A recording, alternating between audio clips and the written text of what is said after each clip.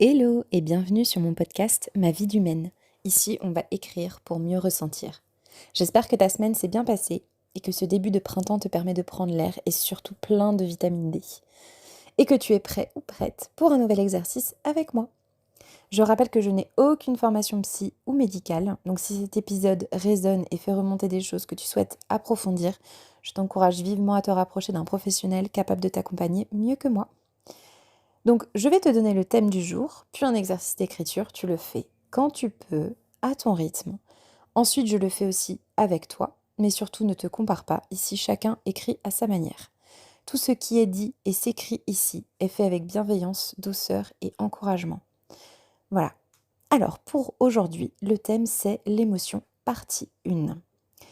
Pour être transparente, c'est un thème tellement vaste qu'il y aura quelques épisodes dédiés à ce thème-là. Mais promis, rien de trop long ou de trop compliqué, tu vas voir, tu vas kiffer. C'est parti. Ton exercice est: décris-moi un souvenir marquant auquel tu penses encore sans y mettre d'émotion. J'avoue avoir trouvé l'exercice assez intéressant, déjà parce que je me suis forcée à être spectatrice de mes souvenirs, de n'émettre aucune émotion, et ça c'était compliqué, mais extrêmement thérapeutique.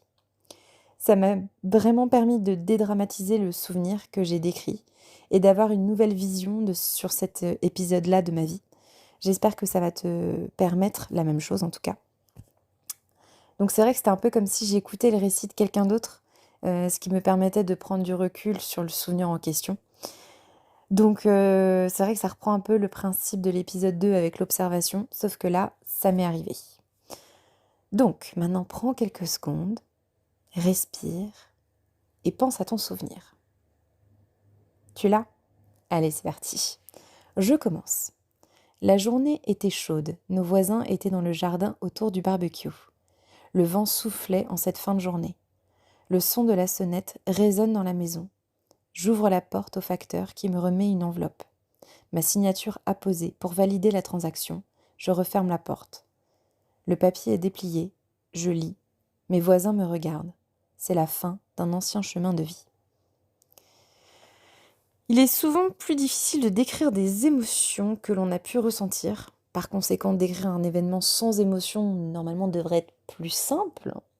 En tout cas, c'est ce que je m'étais dit avant cet exercice.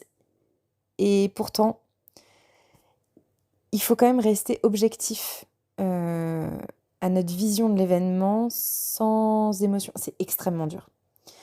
Donc, ne pas émettre de jugement, quel qu'il soit. Et c'est vrai que quand on enlève l'émotion, on voit le souvenir tel qu'il est et parfois ça perd de son poids et ça peut déstabiliser. C'est vrai que visualiser en tant que spectateur ce qui s'est passé et du coup voir un petit peu ce que ça a généré, ce que ça a impliqué derrière, c'est assez intéressant. C'est assez thérapeutique, encore une fois. Parce que c'est tout aussi vrai pour des souvenirs positifs. Donc là, en l'occurrence, j'ai choisi un souvenir qui n'était initialement pas positif pour moi. Mais en l'ayant écrit sans émotion, j'ai pris du recul sur la situation en me disant: bon, c'est vrai que ce moment-là a été extrêmement dur, mais en même temps, ça a généré en fait un enchaînement de choses qui m'ont permis d'être là où je suis aujourd'hui. Et sans cet événement-là, je serais pas là aujourd'hui. Enfin, j'en serais pas ici, en train d'enregistrer un épisode de podcast, clairement. Donc c'est vrai que, en fait, c'est c'est très positif d'avoir fait cet exercice-là, pour moi en tout cas, parce que ça m'a permis de me rendre compte de ça. Mais j'ai aussi réfléchi à un souvenir, par exemple, un souvenir un peu nostalgique avec quand on allait voir nos grands-parents l'été, où il y avait certaines odeurs. Il y avait par exemple la tarte de grand-mère, il y avait l'odeur de terre sur les mains de grand-père, enfin, ou de tabac, etc. Faut pas fumer, hein. C'est pas bon pour la santé. Je dis ça, j'ai été fumeuse pendant des années, plus de 13 ans, donc je sais de quoi je parle. Mais ça, c'est une petite aparté. Faut pas, voilà. En fait, c'était plus dans un souvenir nostalgique. Si on enlève l'émotionnel, le souvenir il n'a plus du tout la même importance.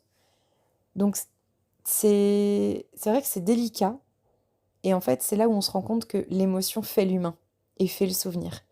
Par exemple, si vous demandez à un je sais pas, vous vivez, votre père, votre mère et vous-même avez vécu le même événement, le même souvenir, la même scène.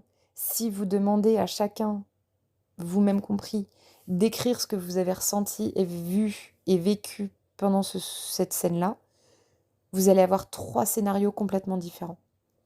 Parce que on a chacun notre vision, on a chacun nos ressentis, on aura vu chacun quelque chose de différent.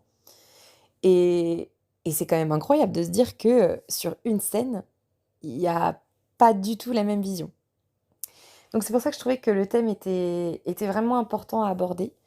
Je pense que je reviendrai dessus. Bon, déjà là, vous savez que c'est la partie 1, mais non, voilà, je trouverai d'autres choses à aborder après, mais je pense que je reviendrai souvent dessus parce que c'est quand même ce qui fait qu'on est humain, l'émotionnel.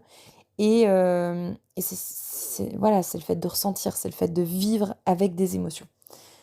Donc voilà, sur ces belles paroles, je te souhaite de prendre bien soin de toi. N'hésite pas à me dire si cet épisode et si le principe de ce podcast te plaît et à t'abonner si c'est le cas. Et sinon, retrouve-moi sur Instagram à ma vie d'humaine. Et je te dis à très vite pour un nouvel exercice. Bye!